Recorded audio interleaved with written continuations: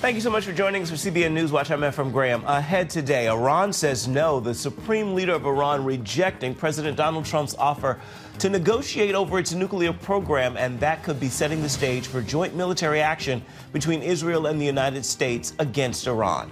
A division between the Trump administration and Egypt over Palestinians who want to get out of Gaza and live somewhere else. A look at the threats to Israel's national security from elsewhere in the Middle East, including the Houthi rebels. We're going to hear from Traiman of the Jewish News Syndicate. And with the Trump administration closing the southern border to illegal immigration, many migrants have given up and they're heading home. But the journey could be dangerous getting back. All those stories and more today on CBN NewsWatch.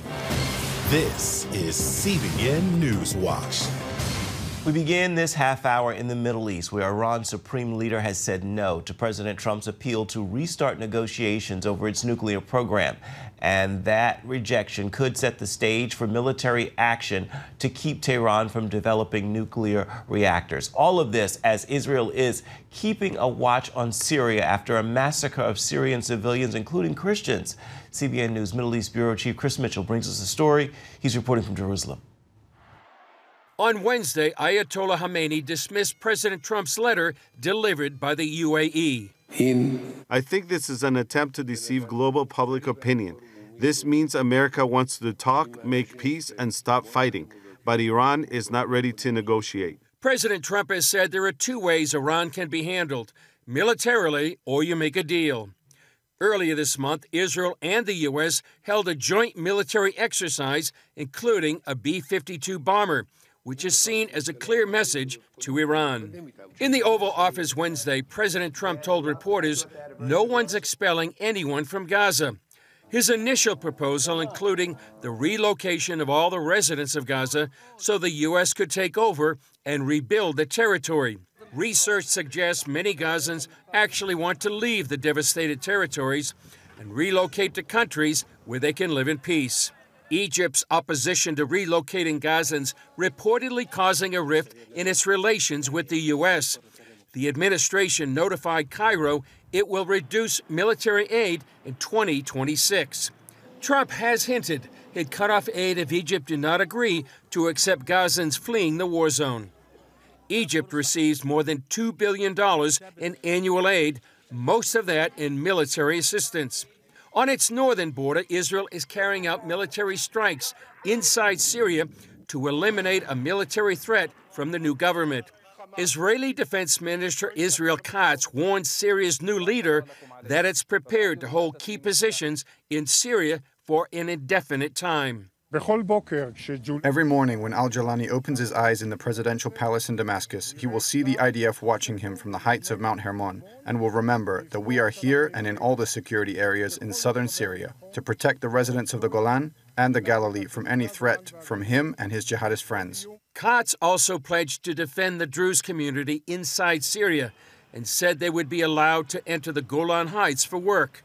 Katz's pledge to the Druze comes in the context of a massacre of Alawites, a minority Islamic sect, and Christians by Islamist groups inside Syria. In a rare diplomatic development, 100 senior figures from Syria's Druze community are set to visit the Israeli-controlled Golan Heights on Friday. And our Middle East Bureau Chief Chris Mitchell joins us now to continue our coverage. Chris, we'll talk more about the Druze in just a moment. But first, let me ask you, what types of possible attacks from inside Syria is Israel concerned about?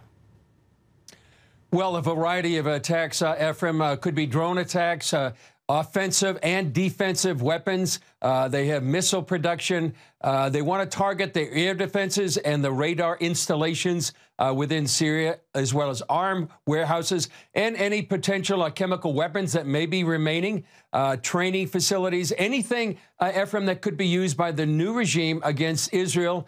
They really feel they can't allow it to fall into the hands of this new regime led by a leader that was part of an Islamist regime up in northwestern Syria and now controls much of the whole country. And that's why the Israeli Air Force has been attacking all those targets inside Syria, really sending a strong signal to the new Syrian regime led by al-Shahara. Why is Israel taking action to protect the Druze community in Syria, and who exactly are the Druze? Well, for one, the Druze in Syria have asked for help, and they'd rather live under Israeli rule than the regime that's currently operating in Syria. Israel really has strong relations with the Druze community up in the north.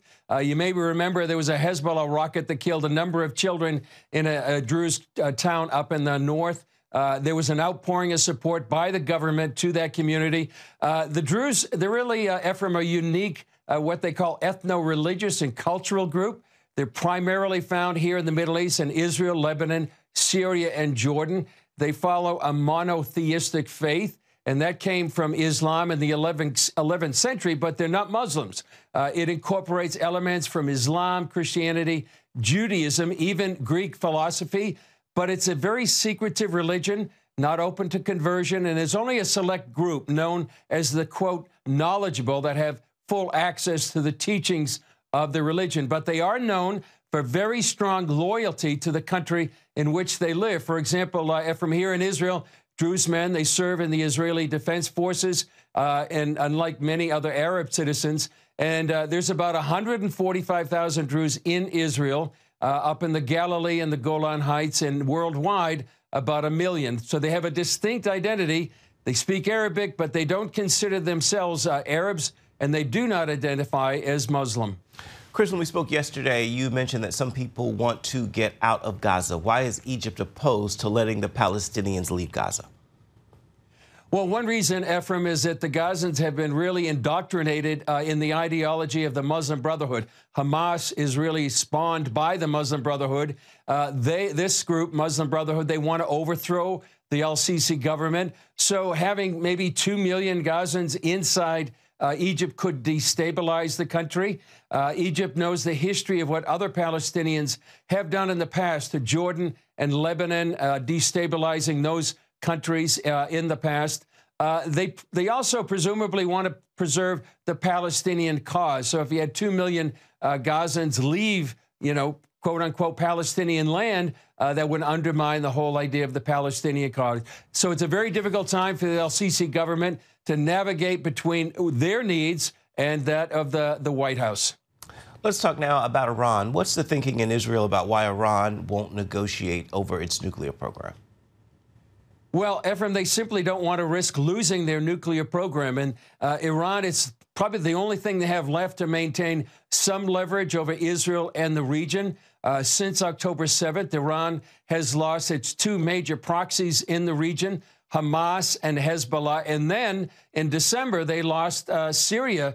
The Assad regime was their major ally as well. Syria was an arms conduit to Hezbollah in Lebanon. So now the nuclear program is really the last major deterrent they have. They're under economic pressure with more sanctions, with the maximum pressure 2.0 by the Trump administration. So really it's kind of a race between a military strike or Iran getting a nuclear weapon. Both the White House and Israel committed not to let that happen. You mentioned in your report the U.S. and Israel recently held a joint military exercise with a B-52 bomber, along with Israeli fighter jets. Is Israel really prepared for an attack on Iran's nuclear program, possibly in conjunction with the United States? It really seems that way, Ephraim, and the B-52 bomber sends a big signal, and that included F-35I fighters.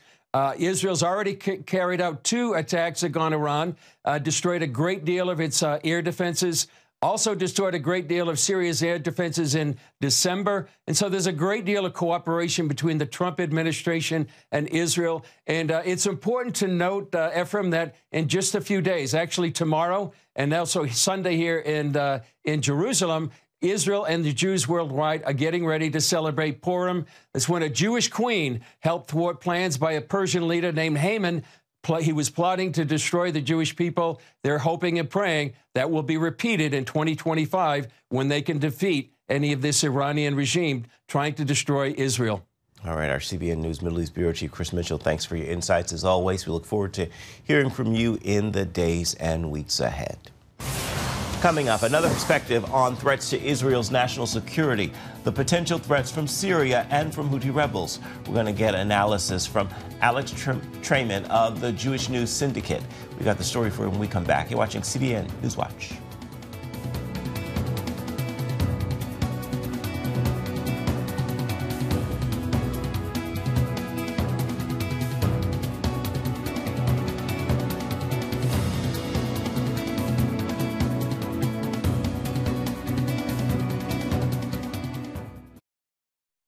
Introducing a brand new way to start your morning.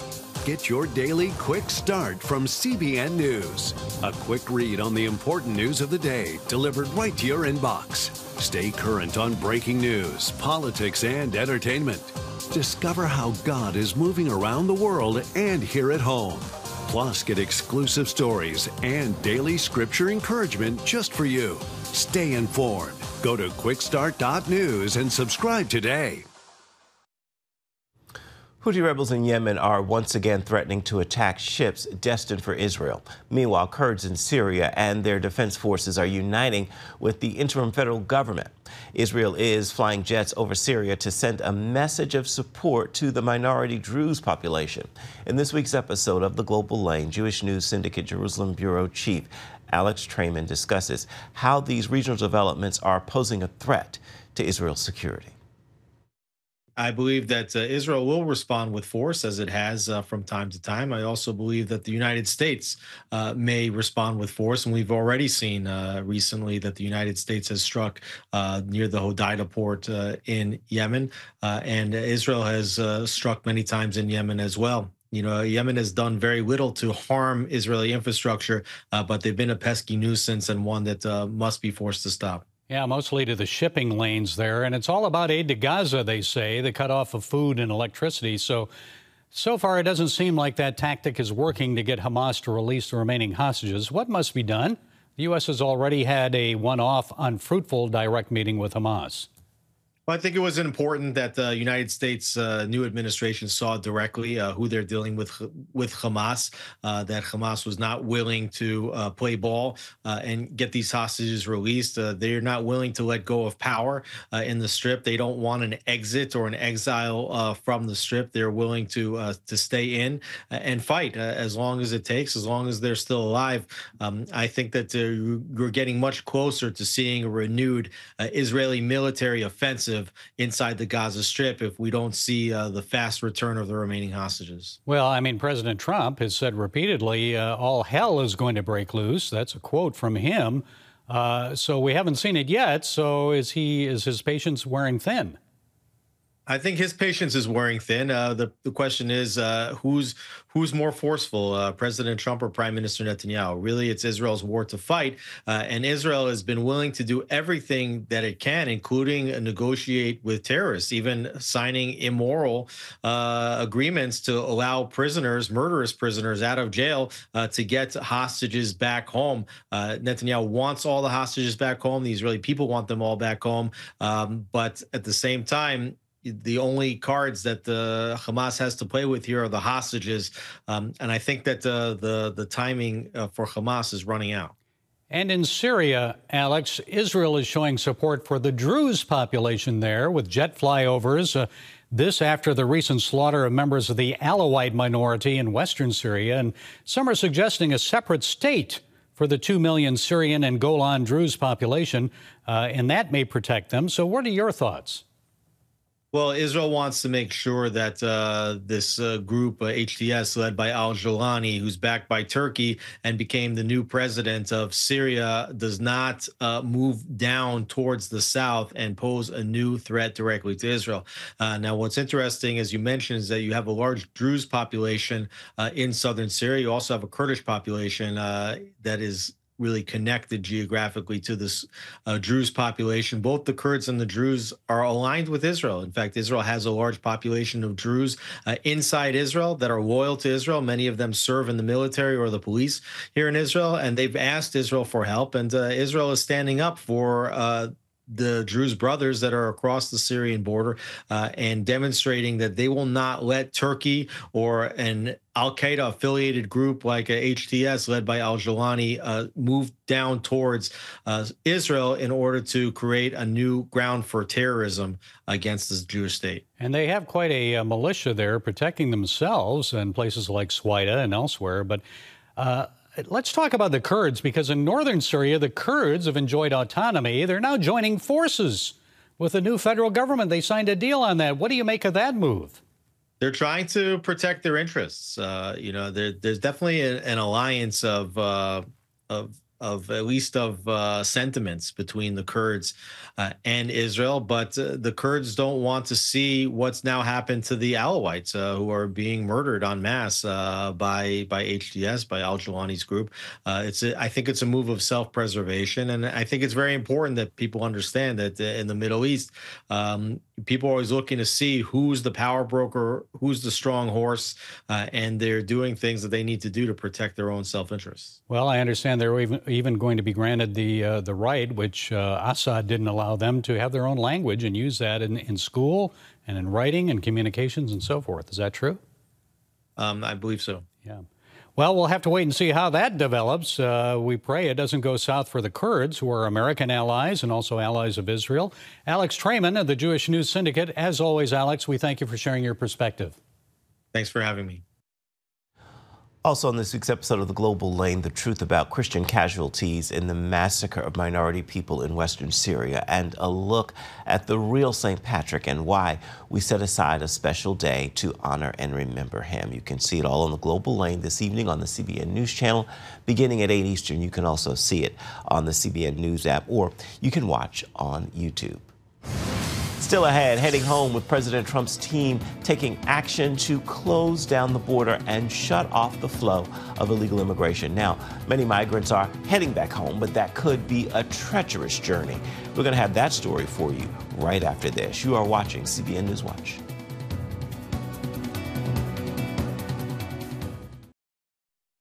With the Trump administration's crackdown on illegal immigration, migrants who came to the southern border are now turning back. And for some, the trip home requires a dangerous journey which they may not survive.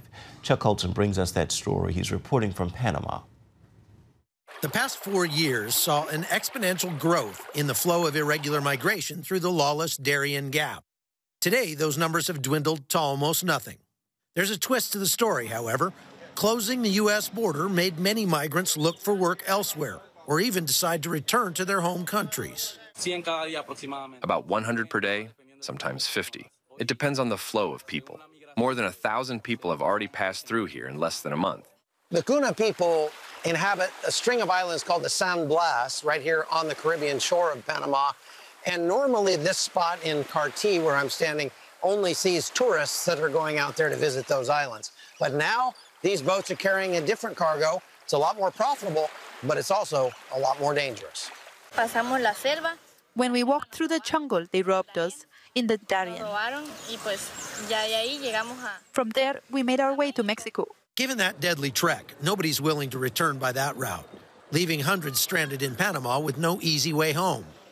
Migrants who spent everything to reach the U.S. are now struggling to afford passage back by boat. Just months ago, as these same migrants headed north, they were met by a network of aid groups that provided food, water, shelter, and even money, much of it funded by U.S. taxpayers. Now, as they head back, those organizations are nowhere to be found, and many migrants have nothing left. When Trump came in, CBP-1 was gone, and the chances of getting in became almost impossible. So we decided to turn back. Of course, there are migrants who clearly don't have enough money to travel to Colombia or Nicocli, but they get outside help. Family members in the United States, Colombia, Venezuela. While some depend on friends and family to send them money for the trip home, the same cartels that made millions smuggling migrants north are now profiting off their return. Another problem facing the migrants here is friction with local indigenous tribes. We're asking everyone to stay calm while we coordinate to find a way to get you all where you are going, because this route is now closed. Most of these migrants from Venezuela have been stuck here for about 3 days because there's a disagreement between the different factions of the Kuna people where they're leaving to go to Colombia. And so the immigration officials from Panama have just showed up with people from Senafront, their border police, to give a briefing to them and explain to them what is going to have to happen. And what they're saying is they're going to be taking everybody from this place and transporting them to Cologne, where they'll have a much longer boat ride ahead of them. Even for those who can pay, the journey is just as dangerous.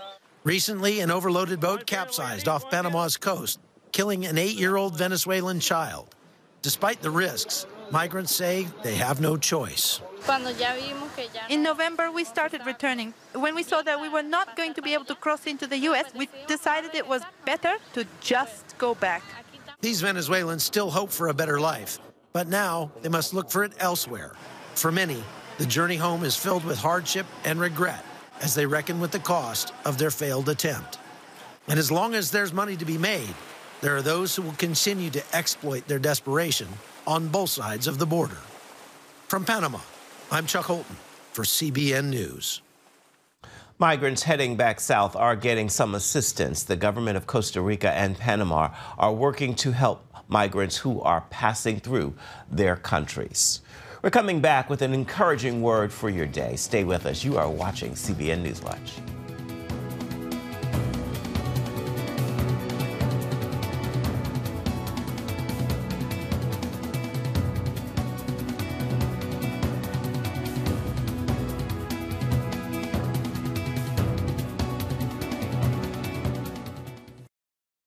Download the CBN News app, 24/7 news from a Christian perspective at home or on the road. One place for all of your news. Breaking news alerts. Set daily prayer goals and pray for news stories. Read the most important news and watch CBN News Channel live. CBN News, because truth matters. Go to cbnnewsapp.com to get the app today. Time now for your Thursday Thankful, and today I leave you with this prayer of gratitude. God, thank you for your passionate pursuit of my heart. You never give up on me. Thank you. It is a passionate pursuit that brought you from heaven to earth, from earth to the cross, from the cross to the grave, and from the grave to the sky. Thank you. There is no greater love than yours. Well, that will do it for this edition of CBN NewsWatch. You can always find more of our programs on the CBN News channel at any time, as well as online, cbnnews.com. Take a moment, let us know what you think about the stories you've seen here today. You can email us, newswatch@cbn.com. We'll see you back here tomorrow. Goodbye and bless.